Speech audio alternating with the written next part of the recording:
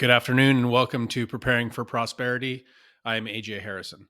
Um, it is Wednesday, November 22nd, and it's about 4 o'clock in the afternoon. And being here in Montana, it gets dark fairly early. So I'm using a construction light coming from grandma's house as per the usual. And just forgot to put do not disturb on. So here we go. So it's Wednesday. It is a freeze dryer day, and the dogs next door are starting to bark. So hopefully that doesn't come through when they quit that here in a second. But um, we are doing freeze dryer topics on Wednesdays. That being said, it sounds like next week I'm going to be doing um, a live stream on a different podcast. So as soon as I get that all scheduled, we'll kind of go from there, and we might have a freeze dryer episode on Friday next week on the live stream. But I will keep everybody informed on that. Make sure you're following us on Facebook and YouTube. And there's a Telegram channel that's Preparing for Prosperity. And I will put a link to that in the show notes today as well. So that will keep everybody updated on what exactly is going on and when. So I've got a couple interview shows. I don't know if that's the right. I'm going to be a guest on a couple of podcasts here coming up. One is Living Free in Tennessee, which is Nicole Sauce's podcast. I've talked about that multiple times on the show. Super excited about that one. And I think that one's going to be coming up here pretty quick. And in January on the 9th, I don't remember exactly what time. It's either 11 CST or noon Central Standard Time. I'm going to be on this survival podcast, and we're going to be talking about cast bullets, making cast bullets, all of the things to do with cast bullets and reloading. And so that's going to be a fantastic time. I'm super excited about that. I've met Jack a couple times. I was just at his house for 4 or 5 days. I don't know, something like that for TSP 23. And so I'm super excited and also very nervous to go on to his podcast. 250,000 downloads per episode is intimidating for a guy who averages about 22. So today we're going into freeze drying again. And so last week we went over, I've got a couple props over here. That's why I keep looking over here. Last week we kind of talked about the super most basics, um, pump, oil, setup, that type of stuff, as well as freeze dryer bags or Mylar bags for the freeze dried goods and oxygen absorbers. So this week, what I want to do is kind of skip forward a little bit into I've got a freeze dryer, I've got it set up. I've already done the bread run, which is a necessity. A lot of people seem to want to avoid doing it. Um, and I will not just gloss over the term bread run, and I will go into detail on it because, sure, there's a lot of you who don't have a freeze dryer. And I really don't want to start using common garb and pass through it. So, what happens is when you get your freeze dryer, initially you get it all set up, and then on one or two of the trays, you just take regular white bread, the cheapest stuff you can buy at the store, 89 cents at Walmart. I don't know, we don't buy bread anymore, so who knows, with inflation it might be $3 a loaf for the cheap stuff at Walmart anymore, but one loaf will suffice. And you get your freeze dryer all set up, you wash the trays. I wiped mine down on the inside with isopropyl alcohol just to try to get any oil or build stuff that was left, ookie gookiness basically, out of the drum and off the trays. And then two trays for the large fit one loaf of bread. You don't need to fill the whole machine. And what you do is you just turn it on, hit not frozen, and process that. And what that does is that allows the machine one to run and have a successful run so that you know that the vacuum is achieving the vacuum that it's supposed to do, that the sensors are working properly for the run to be done, that all the timers are working, all that kind of stuff. So it's a really nice, easy one. It's cheap. I mean, you throw the bread away when you're done. Um, because it does taste weird, and freeze dried bread, I don't know why you would do that. I could understand like And I haven't done this before, but I can understand the drive to do like French toast, because I think French toast would be pretty cool, especially backpacking. But it's a disposable run, and so you're throwing it away. And what that does is that is going to cause it to absorb any of the smells, anything that's left kind of in there as it does its freeze thaw process. So you really need to do it. I read all the time on the forums, people don't want to, and I would really, really caution you. It it takes less than a day for the bread run to go down, and it's a couple bucks. What's that first batch that you're going to run, and what's the value of it? Even before you do any of the prep work, if you're going to do, apples or raspberries or strawberries, anything like that, you're going to have 20, 40, 50 bucks worth of product in that machine, depending on the size. Do you really want to chance that not coming out right? Or do you want to spend a dollar or two on a loaf of bread, run it through the machine, make sure everything's running top notch, have that peace of mind, and then move forward from there? So bread run for the win. Definitely do that. Now, you've got your machine, you're all set up, you've got your bread run going, and you're thinking, what do I want to do first?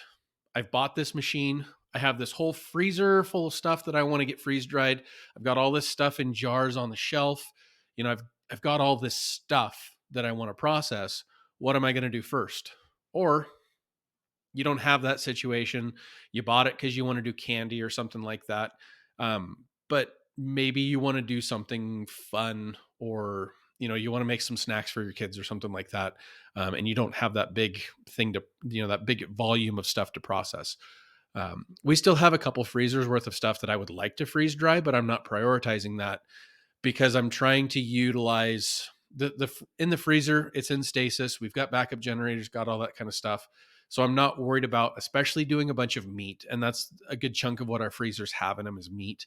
I'm all for freeze drying cooked steaks and roasts and pot roast and all of those things. I'm not a big fan of doing raw, but we'll talk about that later. So, say you've just got this machine, and you're looking for something cool to do, and you want to start utilizing the freeze dried stuff in your day to day life, because it doesn't do any good to put all that stuff away and not end up utilizing it. And so what we do is we use mason jars, and right here, and we use several different sizes. This is a wide mouth quart, and for those of you on the podcast, you can check out the YouTube the YouTube video, if you want. But I mean, they're just a standard mason jar, and the rings are on these, because we're going for vacuum seal. We're not going for the standard like canning seal. So if these were canned items, this ring would be off, and it would just be chilling like this, with no ring. You're worried about moisture, you're worried about rust, stuff like that. I store our freeze dried stuff either way, and we use a variety of jars, starting with half pint jars, going all the way up to the quarts. And actually, we even have quite a bit of stuff done up in half gallon mason jars. We'll talk about that a little bit later and why I would or would not recommend that. So, one of the first things I did when we got our freeze dryer, was we I'd read a lot of people having a lot of success with bananas, and bananas are cheap, especially if you have a Costco membership. They're not as cheap as they once were, but you used to be like 59 cents a pound for bananas, and then you just take and you peel them. And if you can see on the video here, they're just cut. Essentially what we do is we peel the banana and we lay it out, and then we cut them into rings, about 3/8 of an inch to half an inch thick. And you lay them out on your freeze dryer. And I do use the silicone mats for this, because it does make a pretty big difference on removal. And then you do a layer, and then I add another layer. And typically, depending on how many bananas we have to do, I add a third layer. And how I do those additional layers, is I just take and I cut that parchment paper, that fits those trays, and just lay down the bananas, and then lay down a layer of parchment paper. And then I make the spacing not as tight as I would if I was only doing one layer, because I want air to be able to circulate and vacuum around and moisture to get out and stuff. And so 3 layers in a large freeze dryer is a pile of bananas. I don't remember how many it is right now, but it's a pile. And so we put those in quart mason jars, wide mouth because they're easier to fill. I have this kind of weird thing where I despise regular mouth jars, and I use as few of them as possible.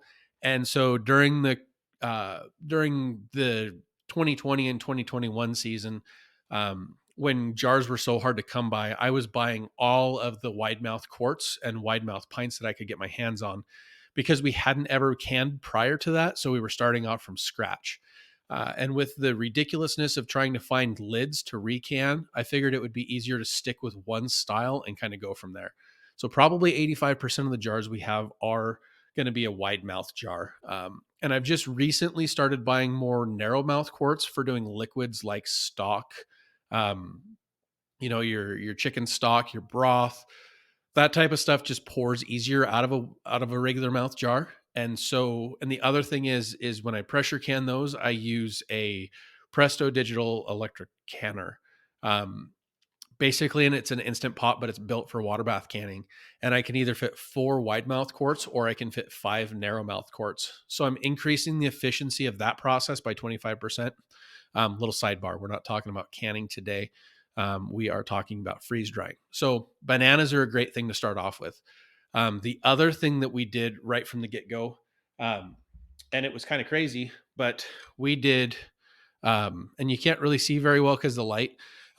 But at the local chef store, U.S. Food Chef Store is what they're called now. It used to be called Cash and Carry. Before that, it was something else. But it's a local chef supply store. That's not. It's part of U.S. Foods, like the big Cisco type brand. And it's one of their retail storefronts for restaurant customers as well as retail customers to go in, and you can buy in bulk, but they don't have the selection of like the big warehouse that you order from the truck. So I was in there and they had pre-diced onions in a 2-pound container, and normally they're like $7.99, and that's, I mean, you pay a premium for the pre-processing on those things. But when they run them at a discount because they're starting to age out and they're not going to be useful very much longer, especially on like tacos or salads and stuff like that, where you want a really nice, dry, fresh, crisp onion, they start discounting them. And so I bought a whole pile of those things. It was probably, I don't know, it was 8 or 9 bags of these things that are about 2 pounds a piece. And I just stuck them on the freeze dryer trays with the silicone mat on there and pre-froze them and then ran them through the freeze dryer. And now we have these lighter than air um, onion chunks, and they're fantastic for like your like making taco meat and stuff like that where you're cooking the onions. I've even used them, I've reconstituted them in water and then they don't work as good as a fresh onion, but use those onions to saute down to put in other things, and they're fantastic. We use them all the time. And that's why we have them in a smaller jar.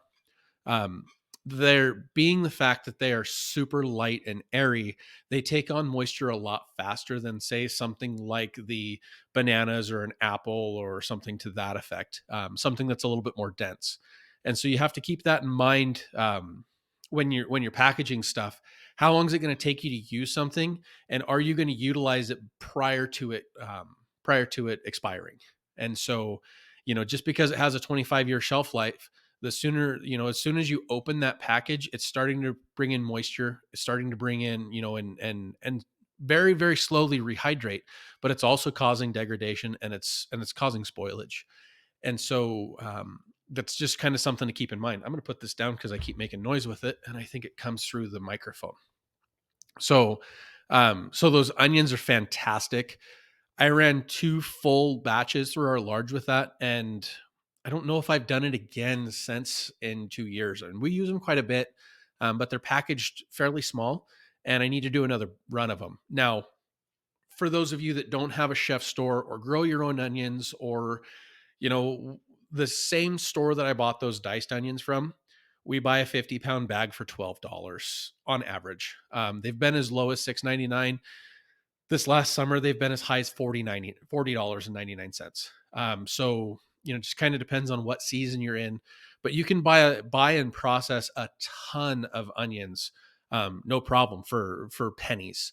And it's a great product to have on the shelf. It's a very useful, versatile product.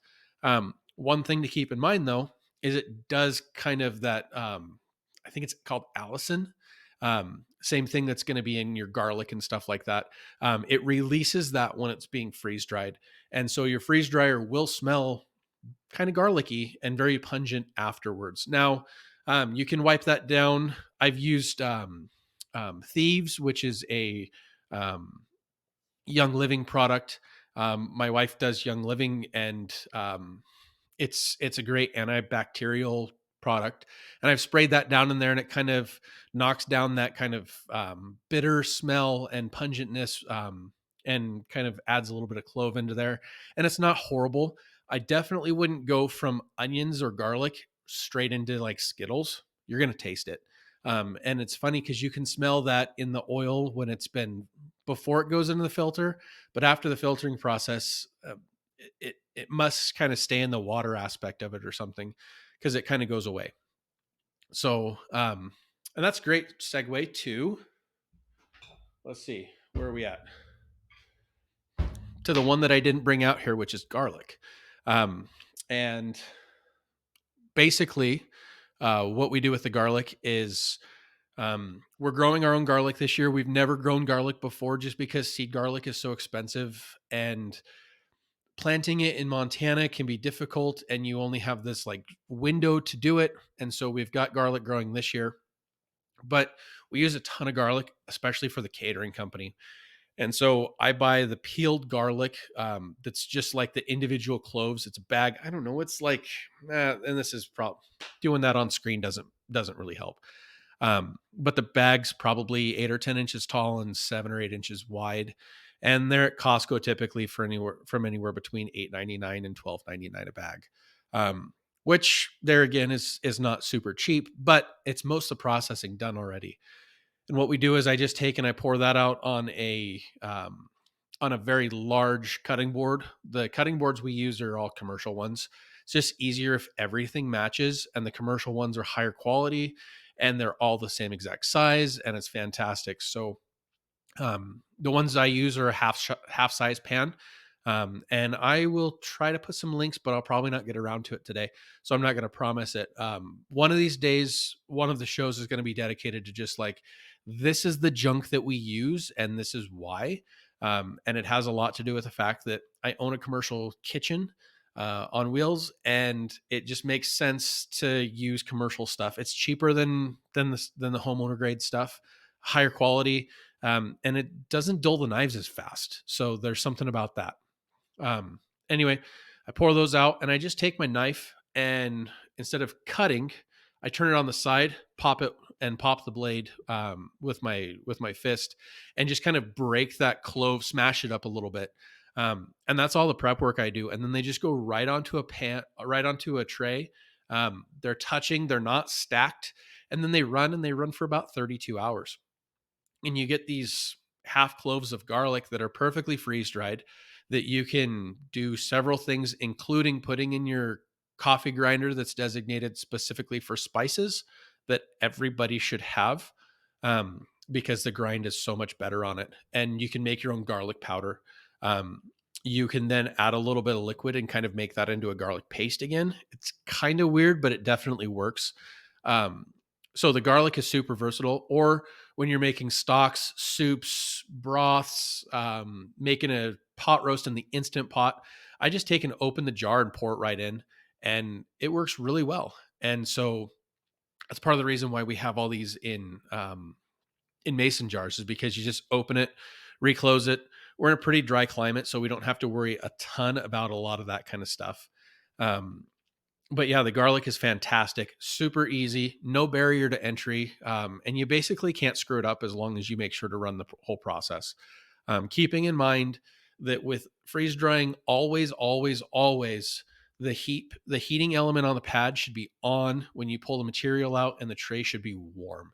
If you pull a cold tray out, it's going to start pulling moisture immediately. And the first couple runs I did, I wasn't 100% certain on that, but and you can get away with it on a couple things, especially if it's like Skittles. You just kind of pour it off real quick and you're done. But especially when you're doing the broth and stuff, you want that tray to be warm. So garlic is a fantastic thing. The other thing that we did a bunch of, and was a huge hit for the family, was it was wintertime and when we got the machine, and what is not readily available in the wintertime? Apples. And so we have done apples, and this is what they look like. And how we did apples is at that same restaurant supply store. And mind you, I can order this stuff and have it delivered with my standard catering order too. Um, but sometimes you're just kind of wandering around the store and you see something. They have a 40-pound bag of apples. These are Granny Smith, and they're pie apples. And what they're for is they're pre-cut. They have some lemon juice on them, some citric acid, so they don't turn brown. And they're meant for a restaurant or a bakery or whatever to just buy the box, scoop it out of the box, drop it in the pie pan, add whatever their seasonings are going to be, and then bake it. There's no processing involved. They're pre-peeled, pre-skinned. And you used to be able to find those on sale for 85 cents a pound, which they're fully processed. There's no coring, there's no nothing involved. So those are fantastic. They're a great snack. But with freeze drying, one thing you really want to keep in mind is when you're snacking on something that's freeze dried, like apple slices, or halved cherries, or anything kind of like that. It's really easy to eat 3 or 4 or 5 apples worth, and you're getting all that fiber and all that stuff that gives you the tummy grumbles and makes you have bathroom emergencies. So that's my caution when it comes to doing apples and stuff. Is a handful is cool. It's pretty easy to smoke smoke through 3 or 4 handfuls, or even 3 or 4 people knock down that whole jar. That has the equivalent of about 7 or 8 apples in it. So keep in mind, kind of take it slow. And the more you snack on freeze dried foods, that's taking moisture out of your body, out of your digestive system. And so you need to make sure you're drinking the fluids to go along with it. You're not going to die from it, but you will kind of feel a little dehydrated if you eat a bunch of freeze dried stuff. So apples, onions, garlic, bananas, that all goes really well together, right? That's just like mix it all up and have a meal. No, not so much. Um, so the last thing that I wanted to kind of talk about today, under new things or under things that you can do, is you ever go to Costco or Sam's Club or even Walmart or the grocery store or whatever, and you buy a bag of lemons or a bag of limes. Now, how many times have half of that bag gone to waste because you don't get to it? Well, what we do and what I found works really well is I do the lemons, and I put them in this wide mouth pint jar, and I just cut the lemon into half and then into slices, wedge slices, like you would put in a drink. And that's what I use lemon for the most, personally, is in my water. And so it's really easy to take a couple of these fantastic looking wedges, and I just kind of, when I put them in there, trying to figure out how this camera works, they're just in there stacked up, kind of in a tube, and then I've jammed in between there, because it's round and the jar is round. It's easier to see on the video. I've just kind of stuffed in there to kind of fill the rest of the void, and that's what I use for my for lemons for drinking water. And I just throw, I use one of these tumblers like this. It's like 40 ounces or something like that, and I try to drink 3 or 4 of them a day. Or I have 64-ounce big Hydro Flask water bottles, and I just throw 3 or 4 or 5 of those in there, and it just makes it a lot more palatable. Now, it's not as good for your teeth because the lemon is acidic and all that kind of stuff, but to each their own. I personally think brushing your teeth a couple times a day and drinking water that has lemon in it is better than brushing your teeth a couple times a day and not drinking as much water, because hydration is life. Water is life. Speaking of which, A little sip of coffee there. Um, so yeah, those are the what are the five things that I would recommend starting off with.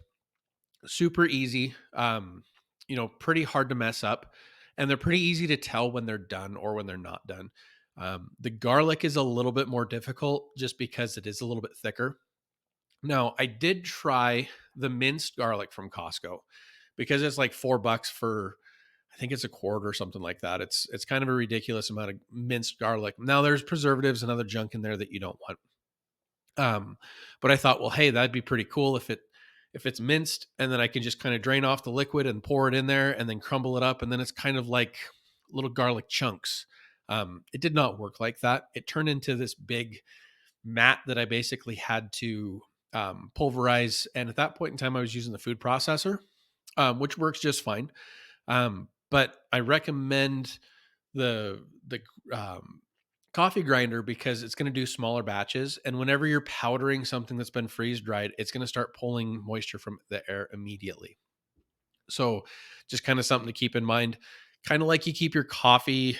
Um, if you drink high quality coffee, I don't know, maybe you don't, maybe you buy coffee and it's already ground. We've done that before. This is actually pre-ground coffee that we're just trying to work through some stores with. But decent coffee, we buy it in beans and we grind it either same day or the day before. Just kind of depends on if there's extra beans or not. So same principle or same process, same principles with the freeze dried powders. And there's a ton of things that you can make powdered. The garlic powder from the freeze dried food or from the freeze dried garlic is amazing. It's the best garlic I've ever had. Um, and there again, kind of going back to don't let the perfect be the enemy of the good. Don't worry about only preserving or freeze drying or buying the highest quality of things. Most of us that have a freeze dryer, we're got a little bit of a food store situation going on. Um, might be prepping, might not be, might just have a big pantry that you're running for your family. And my thing is I would rather have um, some or a decent amount of lower quality than not very much of the highest quality because the whole thing of just you never know what's going to happen. You never know the job loss, the anything like that. And you can always start replacing that stuff with higher quality things as you go. And it doesn't mean you even have to use them. You might freeze dry a bunch of store bought garlic because you don't have, your garlic's still in the ground. You haven't processed it. It's not ready to harvest, but you don't have any freeze dried garlic right now, or you're buying garlic powder from the store, which is of a little bit lower quality anyway, and you want to have that kind of shelf stableness of it. Do some store bought garlic, and then when yours is done and you get it processed and on the shelf, give it as a gift. Most people, 95% of people, would be grateful if you handed them a jar of anything freeze dried that was a gift. And most people aren't going to care where it came from as long as it was an actual decent source and it was processed correctly. They don't want to eat something that's blatantly bad or anything like that. But if you freeze dried it and you did it to the level of care where you would feed your family that, then for most people that's good enough, especially if they're a friend. So that's just kind of something to keep in mind. We've got a lot of stuff that's either canned on the shelf, in the freezer, or freeze dried already that is not the best quality. And we've kind of moved on from buying that type of particular product. Like pasta sauces and stuff. We're making our own now. But in the interim of not having our own pasta sauce, we have, we bought store bought. Now, what am I going to do with that store bought? I'm going to freeze dry it. We're going to put it away. Because when you're backpacking, when you're camping, when you're doing any of the things that you want the freeze dried food for, not going to the store for months on end for a specific reason that you may or may not have, it's better than nothing. And so I'm going to go ahead and freeze dry the sauces and stuff that we're not typically going to be using anymore, especially now that we have fresh. and home canned, and that'll just kind of go into either long-term storage or be gifts and stuff like that. There's tons and tons of things to do with the freeze dryer.